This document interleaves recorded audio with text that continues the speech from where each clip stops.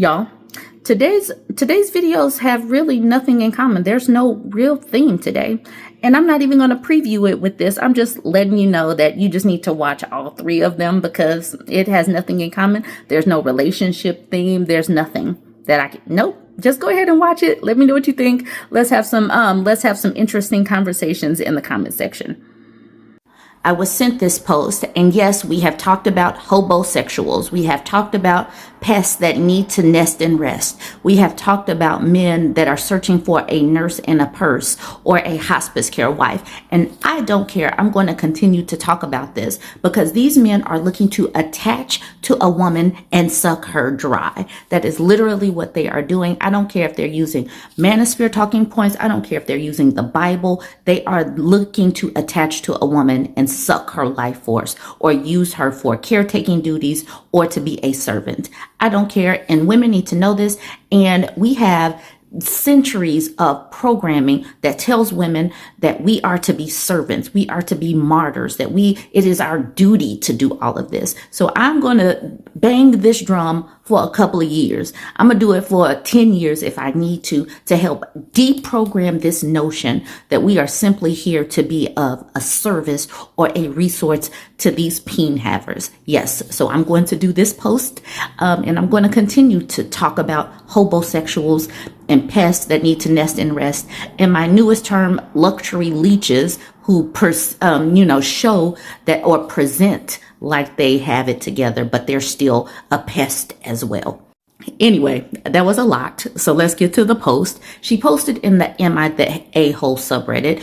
And for the most part, when women post to this subreddit, they're looking for validation for feeling normal human emotions. She says, am I the a-hole for wanting to leave my boyfriend for getting fired twice in the span of 6 months? The answer is no, you're not the a-hole and you're young. Do not let a man like this suck you dry. Don't at any age, but especially don't give your 20s to some man that can't keep a job. Anyways, okay, I keep editorializing. Let me get to the post. So the boyfriend's 22, she's 24. She says, my boyfriend was fired about 6 months ago from his factory job. He and I have lived together for a little over a year. He worked there for over a year and was fired because of his attendance. I got my first real big girl job this time last year and have been working part-time. I can handle my side of the bills, but he cannot. I had to force him to file for unemployment and make sure he kept up with it. My mom had been helping us financially because of his loss of job. Because of the loss of his job. He gets so angry anytime I tell him that he needs to buckle down and find a job because unemployment was going to end soon and my mom could no longer help us.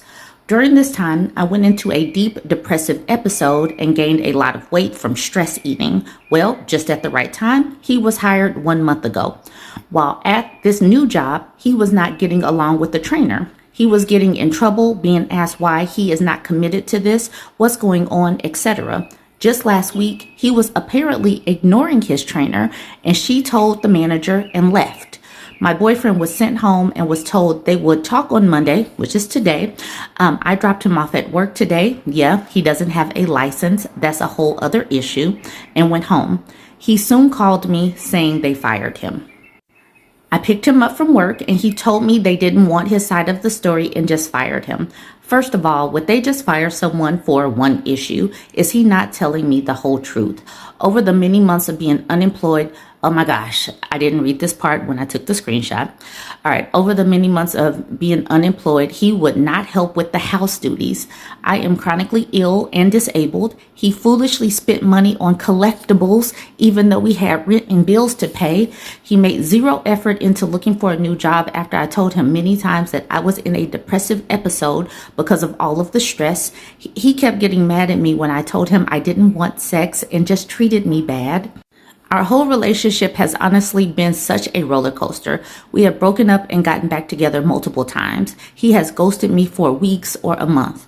With all this being said, am I the a-hole for wanting to find someone who is committed to creating a future with me, someone who can handle himself and take care of himself? I just want to feel secure and safe, and I no longer do. Okay, so this man is a NEET, not in education, employment, or training. And a lot of the times when these people become unemployed, they are still not pulling their weight in the home. She wouldn't be so stressed if he was at least cleaning up, supporting her, being her supporting cast as he's looking for a job.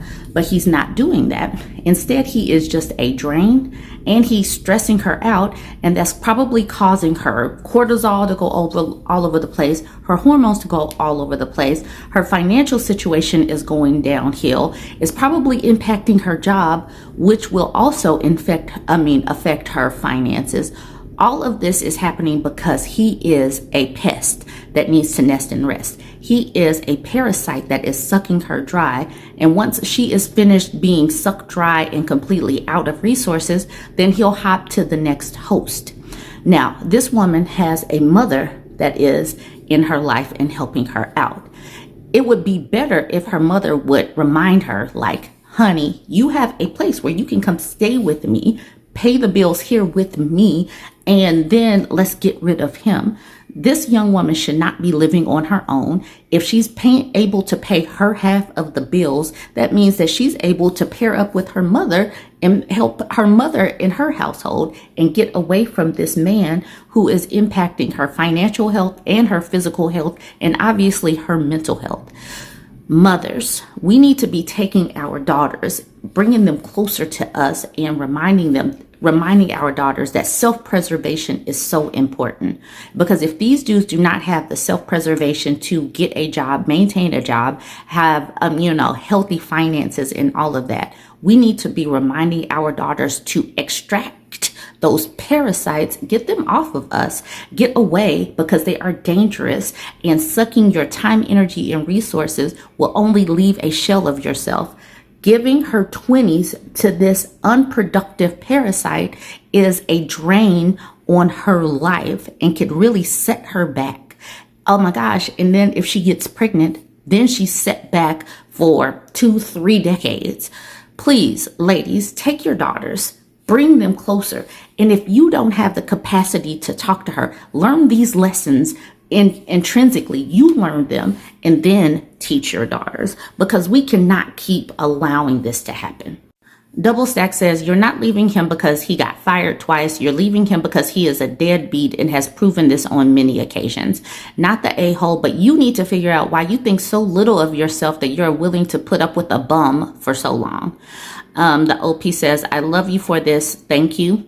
Pearl Jen says, the correct term for a character like this is hobosexual. I'm so glad that that word is continuing to be spread into the lexicon. And then she says, this guy will never change.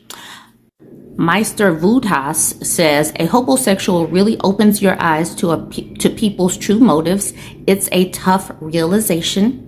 Treat Dazzling says, learn a new word today. Ironic how many hobosexuals I know. Never know what they are called. Thank you. Another interesting fact is it is always the manager, employer, or supervisor's fault.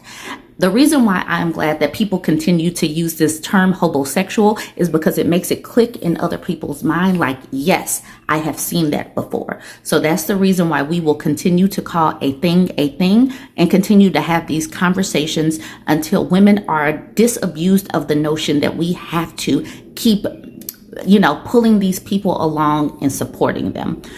Asterisk says the fact that this last trainer was a woman and he wouldn't listen to her is also telling. He sounds like he may well be a raging misogynist as well. And then I wanted to just get down to what I said to this woman, because I did jump on the post. I said, I know that people are calling him a hobosexual on this post, and that's absolutely right.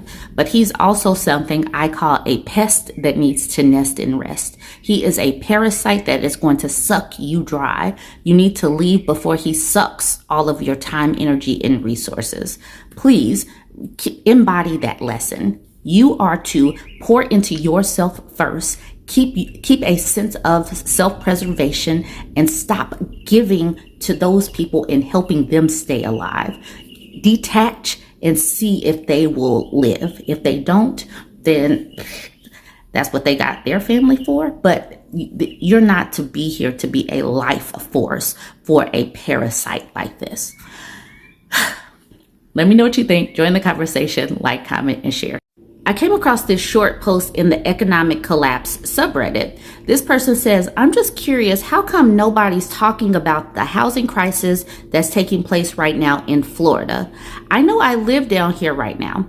There's over 2 million unoccupied homes statewide. Fort Myers area has already collapsed, but you hear nothing out of the media. I haven't heard anything about this. 2 million unoccupied homes, that is going to be a story. All right, so this person continues. Eventually, this will spread into other states of the country, but it's pretty bad. I can see real estate housing coming down 30 to 40% from their peak. I mean, it's ridiculous that the average home is over $400,000. That should never be. I'm willing to bet that it comes down to at least $250,000. So I think it was last year that they started talking about how the insurance companies were leaving Florida, like they weren't going to insure the homes in Florida, or they were raising the prices to be like out of reach. So I'm sure that that has something to do with the fact that people don't want to buy houses in Florida. So that's something that has to be talked about. And then you have a governor that is running out all of the migrant labor who would fix up the houses after a hurricane because they're in construction. So they're the ones that are building up the houses and all of that, fixing the houses when these storms come through. So that's another thing. And that is a choice. Deciding to run off the immigrant labor is a choice. It was a choice of the Republicans and Ron DeSantis. So then on top of all of that, the housing prices were going up and up and up. That was also just part of the economic climate. So who can afford these homes? So people were coming into Florida, all of that. But who really wants to live there if you can't insure your home? And then another thing is this whole thing with the Canadians and how the Canadians are boycotting America. The snowbirds are not going to keep going down to Florida. And I'm sure that some of the housing that was down there was being occupied by those people. So this is all going to be a whole story that's going to we're going to have these conversations, because we're seeing this in Florida, but Florida started implementing many of these policies on their own before Trump got into office, running out the migrant labor, the insurance costs going up, the climate change denial, all of these storms coming through. Florida has a whole lot of governmental issues that they are putting in place, and is going to destroy their state. Plus, on top of that, the way they're antagonistic towards Disney, and right now, add in all of the financial strain on just Americans. Who can afford this? Who can afford to go down to Florida? And who wants to travel to Florida if all of this turmoil is happening and they're chasing away the people that would work there? It's just going to be a cluster F of major proportions in some of these states. But I wanted to bring that out. Let's check out some of the comments. So this person says, when you can no longer insure your home, it becomes worthless rather quickly. Florida is the first of many areas this is becoming a thing in. Space Monkey says, don't have insurance on the home. If no company will insure the home, it sits unsold. Nat Futsock says, effing crazy to me. I have read a lot about that during one of the bouts of California fires a few years ago. Won't cover for actual risk. It's like they're blatantly admitting that insurance was all just a farce. Picto says, I have no love for the insurance industry, but it's a little more complicated than that. We have a bunch of homes in areas of increased risk exposure to the effects of climate change, and we have done very little to do anything about where people live or to slow down climate change, because Republicans don't believe in climate change. So how are you going to fix anything? How are you going to mitigate any damage? By getting rid of NOAA. By getting rid of the National Weather Service. By getting rid of FEMA. That makes sense. And then just deny climate change and poof, your problems go away. These people are so irresponsible. They make the dumbest decisions, but then the people still vote for them. So Florida is probably that is probably just going to break off and go into the ocean and float away. Trying to Flute says, shh, The governor forbade the use of the terms global warming and climate change. Exactly. They don't want to talk about it, so they can't really do anything about it. After seeing that post, I went to the Google machine and was like looking up Florida housing and that kind of thing. And so I saw this article from a few weeks ago. It says 5 towns face near certain real estate crash this year, 3 in Florida, 2 are in an unexpected state. 5 metro areas are at huge risk of a housing market crash in 2025. It's no surprise 3 are in Florida, but 2 are in a Sunbelt state. I had no idea that Florida had cities that were the market was about to crash. I didn't know. It says a study based on January figures lists Winter Haven, Tampa, and West Palm Beach among the top 5 U.S. markets most likely to see home price declines in 2025. Phoenix, Arizona is at number 2 on the list, and Tucson is at 4. All have over a 70% chance of experiencing a drop, according to a new study by CoreLogic. Florida's housing market downturn is being driven by a sharp decline in demand, coupled with an increasing number of residents looking to leave the state. Migration from other states has slowed significantly since the pandemic, while rising home prices and high mortgage rates are making it harder for buyers to enter the market. Additionally, soaring homeowners association fees and rising property insurance costs, fueled by an increase in natural disasters, are not only deterring buyers but also encouraging the exodus. All 5 metro areas have already seen recent price declines. Further price deceleration is ahead, said CoreLogic chief economist Selma Hipp. While this year's cold winter and large natural disasters play a role in dampening demand, falling consumer sentiment suggests potential homebuyers are wary of short-term economic outlook and future inflation. So this is interesting to me. I had no idea, but it does not surprise me. It doesn't surprise me that these things are going on, and we're going to see a lot of collapses. We're going to see a lot of collapses, and this state is fueled by tourism. So what is going to happen to this state as people do not have the discretionary income to, go down there, and they're antagonistic towards immigrants? They're pushing their labor market out, and they don't they don't have the insurance companies that are going to cover the homes. It just seems like this is just a perfect recipe for the state to just completely collapse. All right, y'all, let me know what you think about this one. I know that this is kind of out of the ordinary of what I would typically be talking about. Not really. I talk about all kind of stuff. Let me know what you think. Don't forget to like, comment, and share. This Easter speech with Trump and Melania standing there looking like a Stepford wife and this bunny is hysterical. It's hysterical because he's probably serious. He, as in Trump, and the bunny. Okay, so this is the post. U.S. President Donald J. Trump orders flags on all federal buildings, including the White House, to be flown at half-mast in ceremony of His Holiness Pope Francis. And then Daniel Sugarman reposts that saying, did the bunny really need to be here for that?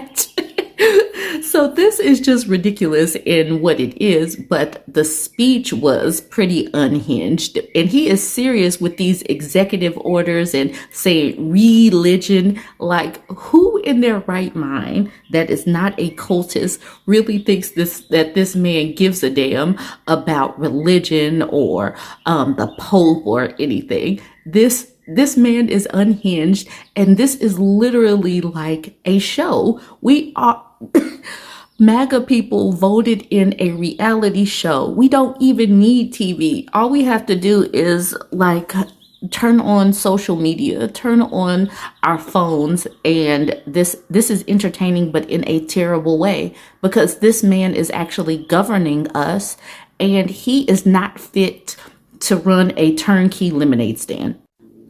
Some days I just look off like this and wonder, why? Just why?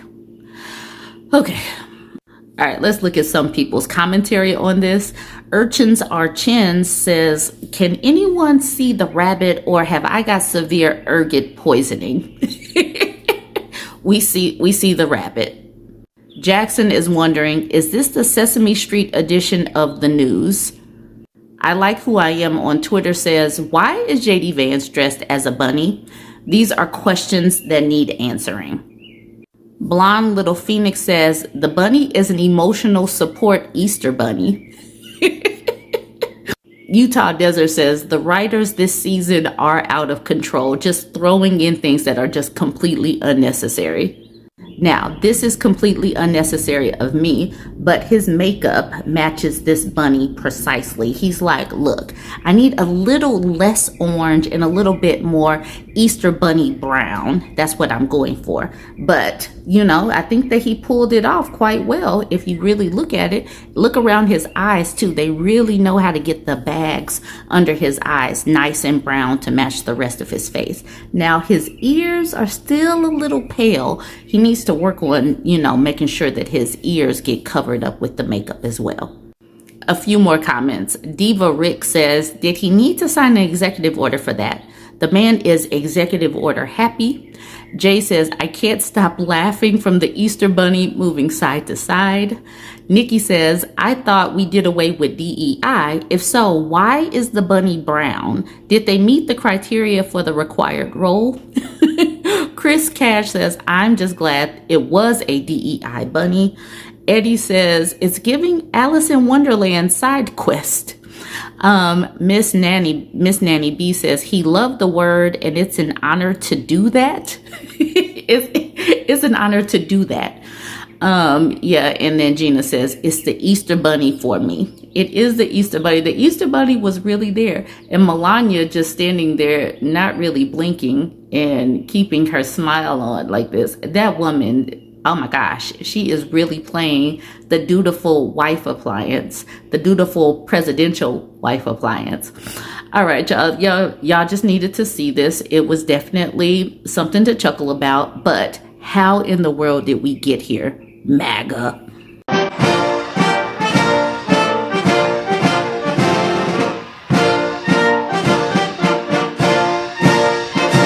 I just signed an executive order putting the flags of our country, all of them, all federal flags and state flags, at half-mast in honor of Pope Francis. So he was a good man, worked hard, he loved the world, and it's an honor to do that. And by the way, my healing did not come with amnesia. I remember everything, actually. So when you try to reapproach, I'm gonna redirect you right back to where the fuck you was at. Because hey, I'm good over here. I'm actually doing really good. Yeah. I know you see it. I know you peep. It's okay. It's okay. Not everyone gets it the first time. It's okay. But I'm not handing out any more chances. Not this time around. Sorry.